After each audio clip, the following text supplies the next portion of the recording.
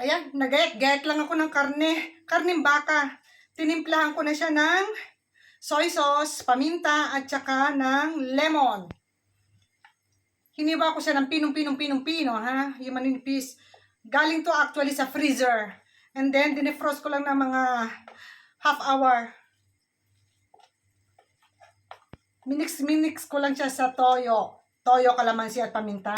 And then, wala akong harina. Itong ilalagay natin. Cornstarch. Pwede na rin yan. Konti lang. Ma-cover ko lang siya. Then, nag-ready na rin ako ng kawali. May olive oil na yan. Olive oil ang lagi kong ginagamit. Guys, olive oil.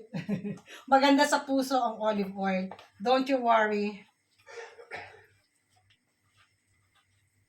Instead of normal cooking oil, ang ginagamit namin is always olive oil.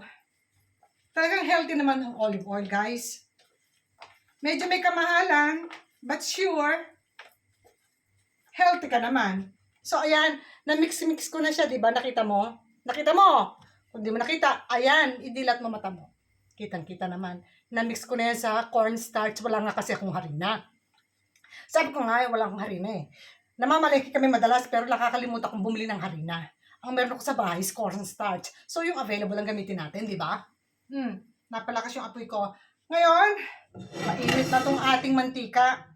Tinanggal ko muna, baka biglang alam niyo na, yung mantika, ang sarap yung ating takip, matakpan, baka matilamsikan ang beauty ng inyong lola. Sandali ko tayo ng takip, ha?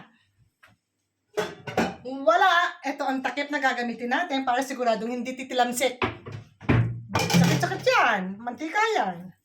Marinig mo yan. Oh, di ba?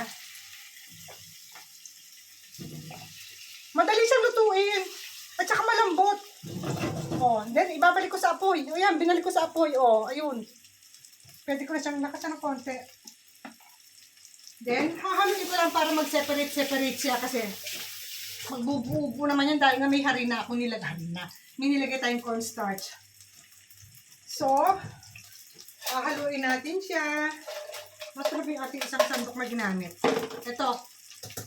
Pag-iwa-iwa yan. Hindi tatakpan natin, ha? Ano lang to siguro mga 2 minutes. 2 minutes each side. After 2 minutes, hahaluin natin. And then, luto na yan. Ready na yung aking lunch. Ito ang aking lunch for today's video, guys. Takpan natin. Tignan natin maya-maya. After 2 minutes, babalikan natin yan, ha? Ayan, guys. Luto na yung ating karne. Karneng baka to, ha? 2 minutes. Sa kabila, after 2 minutes, hinalo-halo. Makikita nyo naman. Oh, ayan. Tingnan mo. Mukhang luto na, diba? Masarap yan. Timplado na siya.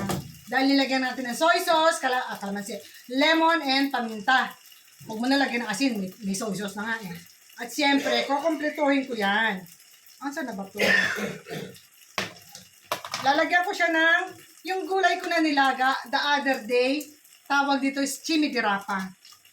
At dahil yung karne ko is malasa na, lalagyan ko na lang siya ng gulay.